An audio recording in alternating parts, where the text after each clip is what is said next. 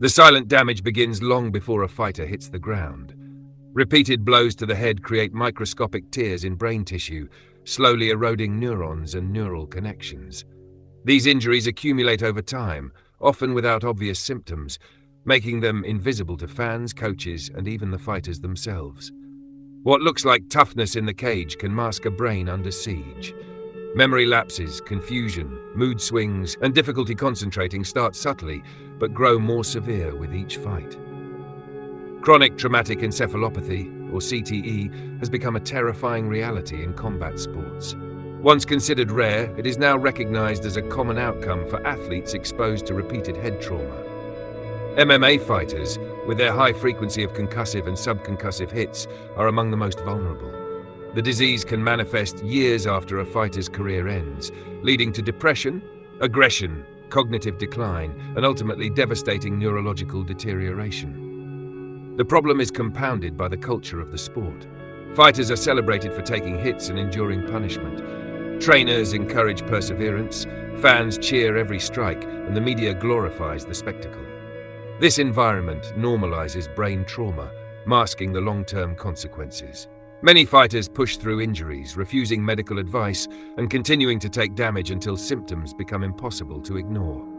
Substance abuse is often a secondary crisis.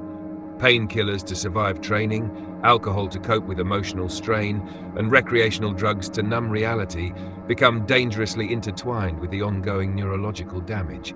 The combination accelerates cognitive decline, increases impulsivity, and destabilizes mental health. Families watch as champions turn into strangers, struggling with anger, depression, and erratic behavior. Even fighters with short careers are at risk. A single knockout may not be lethal, but repeated hits over months or years amplify the damage. The cumulative effect is far more dangerous than any individual punch. Long-term studies show that athletes who sustain repeated concussions are more likely to develop dementia, memory disorders, and psychiatric conditions. The brain, unlike muscles or bones, does not regenerate effectively, making this damage essentially permanent. Recovery is not simple. Rest and rehabilitation can help mitigate short-term symptoms, but they cannot reverse long-term neurological damage. Many fighters retire only to find themselves confronting memory problems, mood disorders, and irreversible cognitive decline. They enter a world that feels alien, where simple tasks become challenging and the identity built around physical dominance in the cage collapses. Preventive measures are limited. Helmeted training is impractical in MMA, and reducing contact diminishes the very nature of the sport. Medical monitoring has improved, but it is reactive rather than proactive. Early detection is difficult, and once the damage accumulates, interventions can only slow progression rather than cure it. Fighters are often left with few options: continue risking their brains for glory or walk away with uncertainty and fear about the future. The industry's responsibility is critical.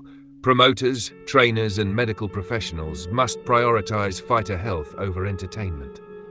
Education on brain trauma, mandatory rest periods, and post-career support could save countless athletes from suffering in silence. Without systemic changes, the cycle will continue. New fighters enter the cage, hits land, brains are damaged, and the public only sees the highlights, never the hidden toll. Every fan who cheers for a knockout should remember, the thrill of victory comes with an unseen cost. The explosive moments in the cage are moments of brain trauma accumulating silently, quietly, and relentlessly. Fighters sacrifice more than they realize, and the consequences extend far beyond the arena. The shocking truth is simple and terrifying. Every fight carries the risk of a brain slowly destroying itself, and once that process begins, there is no turning back. The path forward is awareness, preparation, and care. MMA can remain thrilling, but not at the expense of human brains.